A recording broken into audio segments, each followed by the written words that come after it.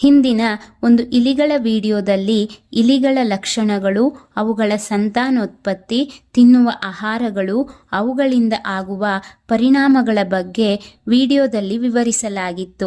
ಇನ್ನು ಹೆಚ್ಚಿನ ಮಾಹಿತಿ ಬೇಕೆಂದು ವೀವರ್ಸ್ ಒಬ್ಬರು ಕೇಳಿದ್ದರು. ಹಾಗಾಗಿ ಈ ವಿಡಿಯೋದಲ್ಲಿ ಇಲಿಗಳ ಬಗ್ಗೆ ಇನ್ನೂ ಹೆಚ್ಚಿನ ಮಾಹಿತಿಯನ್ನು ತಿಳಿದುಕೊಳ್ಳೋಣ. ಯಾರೆಲ್ಲ ನಮ್ಮ ಚಾನಲನ್ನು ಸಬ್ಸ್ಕ್ರೈಬ್ ಮಾಡಿಕೊಂಡಿಲ್ಲ, ಬೇಗ ಸಬ್ಸ್ಕ್ರೈಬ್ ಮಾಡ್ಕೊಳ್ಳಿ. ಹಾಗೆ ಇನ್ನಷ್ಟು ಮಾಹಿತಿಗಳನ್ನು ತಿಳಿಯಿರಿ. ಈ ವಿಡಿಯೋದಲ್ಲಿ ಇಲಿಗಳಿಗೆ ಅಪಾಯವಾಗದಂತೆ ಮನೆಯಿಂದ ಓಡಿಸುವುದು ಹೇಗೆ, ಹಾಗೂ ಇಲಿಗಳನ್ನೇ ಯಾಕೆ ವೈಜ್ಞಾನಿಕ ಪ್ರಯೋಗಗಳಲ್ಲಿ ಬಳಸುತ್ತಾರೆ, ಹಾಗೂ ಯಾವ ನಿರ್ದಿಷ್ಟ ಕಾಯಿಲೆಗಳ ಸಂಶೋಧನೆಗೆ ಇಲಿಗಳನ್ನು ಬಳಸುತ್ತಾರೆ ಎಂಬ ವಿಷಯಗಳ ಬಗ್ಗೆ ತಿಳಿದುಕೊಳ್ಳೋಣ. ಮೊದಲನೆಯದಾಗಿ, ಇಲಿಗಳನ್ನು ಅವುಗಳಿಗೆ ಯಾವುದೇ ತೊಂದರೆ ಮಾಡದೆ ಮನೆಯಿಂದ ಹೊರಗೆ ಓಡಿಸುವ ಕೆಲವು ಸುಲಭ ಮತ್ತು ನೈಸರ್ಗಿಕ ವಿಧಾನಗಳನ್ನು ತಿಳಿಯೋಣ. ಇಲಿಗಳಿಗೆ ತೀಕ್ಷ್ಣವಾದ ವಾಸನೆ ತಡೆಯಲು ಸಾಧ್ಯವಿಲ್ಲ. ಹಾಗಾಗಿ ಇವು ವಾಸನೆಯಿಂದ ದೂರ ಸರಿಯುತ್ತವೆ. ಪುದೀನ ಎಣ್ಣೆಯನ್ನು ಹತ್ತಿ ಉಂಡೆಗಳಿಗೆ ಹಾಕಿ ಇಲಿಗಳು ಬರುವ ಜಾಗದಲ್ಲಿ ಇರಿಸಿದರೆ ಓಡಿ ಹೋಗುತ್ತವೆ. ಇಲಿಗಳು ಓಡಾಡುವ ಜಾಗದಲ್ಲಿ ಮೆಣಸಿನಕಾಯಿ ಪುಡಿಯನ್ನು ಉದುರಿಸಿದರೆ ಓಡಿ ಹೋಗುತ್ತವೆ. ಹಾಗೆ ಈರುಳ್ಳಿ ಮತ್ತು ಬೆಳ್ಳುಳ್ಳಿ ವಾಸನೆ ಇಲಿಗಳಿಗೆ ಇಷ್ಟವಾಗುವುದಿಲ್ಲ. ಇವುಗಳನ್ನು ತುರಿದು ಇಲಿಗಳ ಬಿಲದ ಹತ್ತಿರ ಇಟ್ಟರೆ ಓಡಿ ಹೋಗುತ್ತವೆ. ಪಂಜರ ಅಥವಾ ಬೋನು ಬಳಸಿ ಅವುಗಳಿಗೆ ಇಷ್ಟವಾದ ರೋಟಿ, ಚಪಾತಿ, ಶೇಂಗಾ ಹೀಗೆ ತಿನಿಸುಗಳನ್ನು ಇಟ್ಟು ಇಲಿ ಬೋನ್ ಒಳಗೆ ಸಿಕ್ಕಿಬಿದ್ದ ತಕ್ಷಣ ದೂರದ ಸ್ಥಳಗಳಿಗೆ ಬಿಟ್ಟು ಬಿಡುವುದು ಒಳಿತು. ಇಲಿಗಳು ಬರದಂತೆ ತಡೆಯುವುದು ಹೇಗೆಂದರೆ, ಆಹಾರ ಪದಾರ್ಥಗಳನ್ನು ಮುಚ್ಚಿಡಬೇಕು. ಗೋಡೆಗಳಲ್ಲಿ ಅಥವಾ ಬಾಗಿಲಿನ ಕೆಳಗೆ ಇರುವ ರಂಧ್ರಗಳನ್ನು ಸಿಮೆಂಟ್ ಬಳಸಿ ಮುಚ್ಚುವುದು ಒಳಿತು. ಮನೆಯ ಮೂಲೆಗಳನ್ನು ಮತ್ತು ಕಸದ ಡಬ್ಬಿಗಳನ್ನು ಸ್ವಚ್ಛಗೊಳಿಸಿ ಶುಚಿತ್ವ ಕಾಪಾಡಿಕೊಳ್ಳುವುದರಿಂದ ಇಲಿಗಳು ಬರದಂತೆ ತಡೆಯಬಹುದು.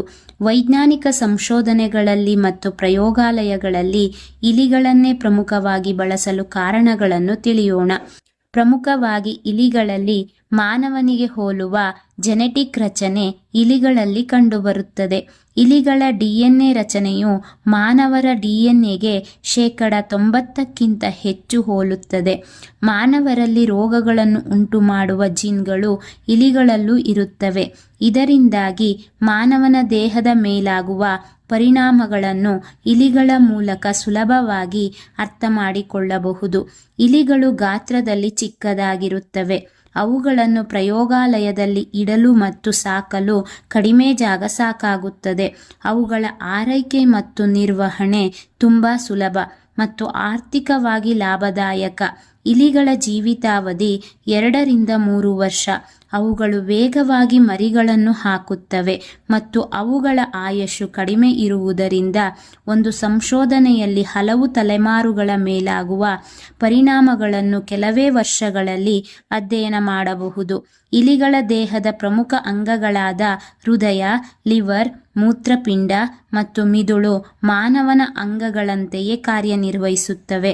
ಹೀಗಾಗಿ ಹೊಸ ಔಷಧಿಗಳು ಅಥವಾ ಚಿಕಿತ್ಸೆಗಳು ದೇಹದ ಅಂಗಗಳ ಮೇಲೆ ಹೇಗೆ ಕೆಲಸ ಮಾಡುತ್ತವೆ ಎಂಬುದನ್ನು ಪರೀಕ್ಷಿಸಲು ಇವು ಸಹಕಾರಿ. ಇಲಿಗಳ ಮೇಲೆ ಪ್ರಯೋಗ ನಡೆಸಲು ಸರ್ಕಾರದ CPCSCA ಮತ್ತು ಸಾಂಸ್ಥಿಕ ನೈತಿಕ ಸಮಿತಿಯಿಂದ ಮುಂಚಿತವಾಗಿ ಅನುಮತಿ ಪಡೆಯುವುದು ಕಡ್ಡಾಯ. ಸಾಧ್ಯವಾದಷ್ಟು ಕಡಿಮೆ ಇಲಿಗಳನ್ನು ಬಳಸಬೇಕು. ಹೆಚ್ಚಿನ ಅಪಾಯ ಆಗದಂತೆ ನೋಡಿಕೊಳ್ಳಬೇಕು. ಅವುಗಳಿಗೆ ಉತ್ತಮ ಆರೈಕೆ ಹಾಗೂ ನೋವಾಗದಂತೆ ಅನಸ್ತೇಶಿಯಾ ಬಳಸಬೇಕು. ವೈದ್ಯಕೀಯ ಕ್ಷೇತ್ರಗಳಲ್ಲಿ ಇಲಿಗಳಿಂದ ಪತ್ತೆಯಾದ ಪ್ರಮುಖ ಔಷಧಗಳೆಂದರೆ ಮಧುಮೇಹ ರೋಗಿಗಳಿಗೆ ಜೀವರಕ್ಷಕವಾಗಿರುವ ಇನ್ಸುಲಿನ್ ಔಷಧಿಯನ್ನು ಮೊದಲು ಇಲಿಗಳು ಮತ್ತು ನಾಯಿಗಳ ಮೇಲೆ ಯಶಸ್ವಿಯಾಗಿ ಪ್ರಯೋಗಿಸಿ ಅಭಿವೃದ್ಧಿಪಡಿಸಲಾಯಿತು. ಪೆನ್ಸಿಲಿನ್ ಮತ್ತು ಆಂಟಿಬಯೋಟಿಕ್ಸ್ ಆದ ಪೆನ್ಸಿಲಿನ್ ಬ್ಯಾಕ್ಟೀರಿಯಾದ ಸೋಂಕನ್ನು ಹೇಗೆ ಗುಣಪಡಿಸುತ್ತದೆ ಎಂಬುದನ್ನು ಇಲಿಗಳ ಮೇಲೆ ಪ್ರಯೋಗಿಸುವ ಮೂಲಕವೇ ದೃಢಪಡಿಸಿಕೊಳ್ಳಲಾಯಿತು.